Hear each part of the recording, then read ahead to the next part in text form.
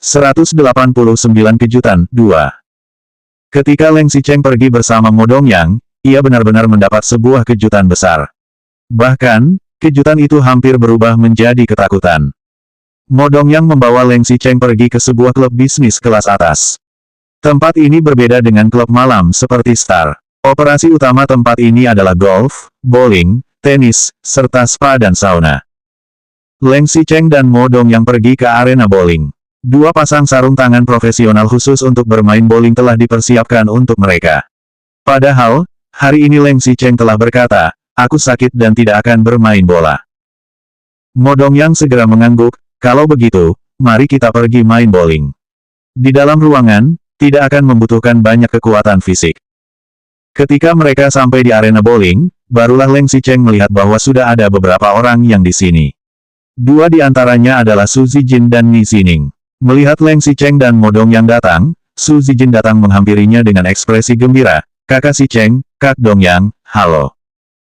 Leng Xicheng menoleh dan melirik Mo Dongyang. Lalu, ia menunjuk ke arah kedua orang itu dengan santai dan bertanya, "Ini adalah kejutan yang kamu sebutkan." Mo Dongyang tersenyum, lalu berkata pada Si Zijin dan Ni Zining, "Aku mendengar kalian bertunangan semalam. Aku baru kembali dari luar negeri pagi ini, jadi aku ingin meminta maaf karena tidak bisa datang secara pribadi untuk mengucapkan selamat dan mendoakan agar kalian harmonis selama 100 tahun. Su Zijin menjawab sambil tersenyum, "Tidak apa-apa, Kak Dongyang."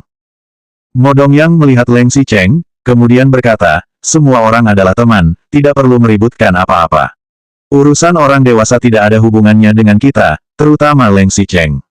Karena kamu masih terhitung seorang kakak, jadi lebih bermurah hatilah."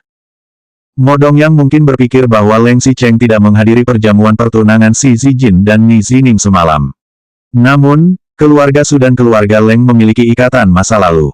Dapat diperkirakan bahwa mereka akan sering bertemu lagi di masa depan. Jadi, Mo Dongyang merasa bahwa mereka tidak perlu membuat hubungan mereka sampai begitu kaku seperti itu. Leng Xicheng memotong perkataan Mo Dongyang dengan dingin, "Aku datang ke perjamuan pertunangan mereka semalam dan juga memberikan hadiah." Su Zijin mengangguk, "Iya, aku masih belum berterima kasih dengan baik kepada kakak Xicheng." Mo Dongyang terdiam. Sekelompok orang sepertinya sedang berlomba dalam satu permainan. Sudah waktunya untuk giliran Ni Zining. Leng Xicheng tiba-tiba maju dan bertanya, "Hei, kalian bermain dengan metode seperti apa?" Su Zijin menjelaskan, "Sangat sederhana. Setiap orang melempar 10 bola, lalu peringkat diberikan sesuai dengan skornya. Siapa yang mencetak skor tinggi, dialah yang menang." Leng Xicheng mengangguk. Kemudian, ia mengenakan sarung tangan khususnya dengan tampan dan berkata, "Zining, mari kita bertanding. Karena kamu adalah junior, kamu mulai dulu." Ni Zining terkejut, namun ia segera mengangguk, "Baik." Ni Zining mengeluarkan bola bowling. Ia berdiri, berpose dengan benar, dan melempar bola dengan terampil. Mereka bisa mendengar suara bola itu berguling dan menggelinding di sepanjang trek. Perang. Kemudian, terdengar suara pin bowling jatuh satu demi satu. Namun, masih tersisa sebuah bowling yang masih berdiri, bagaikan satu-satunya ikan yang lolos dari jaring. Sekarang giliran Leng Xicheng untuk bermain. Setelah mengenakan sarung tangannya, ia memegang bola bowling dan mengatur pose untuk waktu yang lama sebelum melemparkan bola. Hanya saja, targetnya adalah wajah Ni Zining. Brak! Bola bowling yang dilempar Leng Xicheng mengayun bagai busur di udara. Kemudian terdengar suara keras dan bola itu tepat mengenai wajah Ni Zining. Penglihatan Ni Zining mendadak menjadi gelap dan bagian depan wajahnya yang terpukul bola bowling sangat sakit. Bahkan, rasa sakit yang melandanya begitu luar biasa hingga air mata dan ingusnya hampir mengalir keluar. Ah! Ni Zining menutupi wajahnya dan seketika terjatuh. Tempat itu segera menjadi kacau. Su Zijin dan Mo Dongyang cepat-cepat berlari ke sana untuk menghampirinya. Untungnya, Leng Xicheng sedang sakit sehingga ketika ia melemparkan bola, ia tidak menggunakan terlalu banyak tenaga. Jika tidak, dampaknya mungkin bukan hanya sesederhana rasa sakit saja. Leng Xicheng berjalan ke depan Ni Zining tanpa tergesa-gesa. Ia melihatnya dari atas dan melambaikan tangannya yang masih mengenakan sarung tangan khusus bowling. Lalu, ia bertanya tanpa rasa bersalah, "Maaf, tanganku tergelincir. Kamu baik-baik saja?" 190 kejutan 3. Leng Xicheng mengenakan sarung tangan khusus dan masih mengatakan bahwa tangannya tergelincir.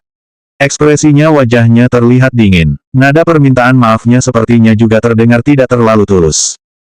Mo Dongyang menyingkirkan tangan Ni Zining yang menutupi wajahnya dan melihat wajah tampan Ni Zining yang terpukul bola bowling besar telah menjadi merah.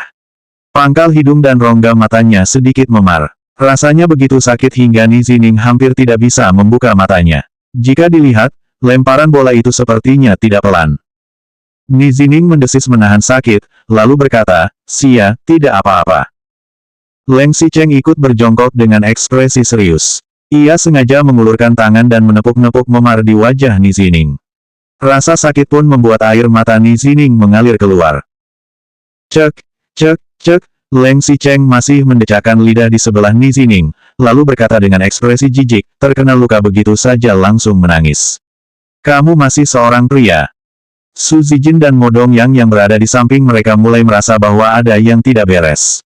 Su Zijin juga berkata, "Kakak Xicheng, wajah Zining terkena lemparan bola. Pasti sangat sakit." Leng Xicheng bahkan tidak melihat Su Zijin. Ia terus menatap Ni Zining dan berkata dengan tersenyum, "Sakitkah? Kamu ingin aku membawamu ke rumah sakit untuk diperiksa? Orang ini, tidak masalah jika tidak bisa melihat bola saat bermain. Tapi, yang paling menakutkan adalah tidak bisa melihat siapa yang menemani di sampingmu dengan jelas dan siapa yang harus kamu hargai dengan baik. Misalnya sekarang, betapa baiknya Su Zijin kepadamu. Kamu harus menghargainya dengan baik. Benar tidak menurutmu, Junior Zining?" Suara Leng Xicheng jelas terdengar lembut. Tetapi, jika dipikirkan dengan cermat, Ni Zining merasa bahwa maksudnya bukan seperti itu. Seolah-olah ada makna lain dalam perkataannya. Su Zijin dan Mo Dongyang tidak tahu bahwa Ni Zining dan Gu Qingqing kebetulan bertemu semalam. Tetapi, Ni Zining mengetahui itu dengan jelas. Leng Xicheng sedang membalas dendam saat ini. Leng Xicheng pasti tahu bahwa ia bertemu Gu Qingqing semalam. Karenanya, saat mereka bertemu hari ini, Leng Xicheng langsung memberinya sebuah sapaan. Ni Zining segera menyeka air mata yang keluar dari sudut matanya. Ia mencoba menggerakkan otot di wajahnya, menenangkan diri, dan berdiri. Lalu, ia menatap Leng Xicheng lurus-lurus dan berkata, "Tidak apa-apa. Mengapa harus pergi ke rumah sakit mana untuk luka kecil ini? Cukup istirahat sebentar."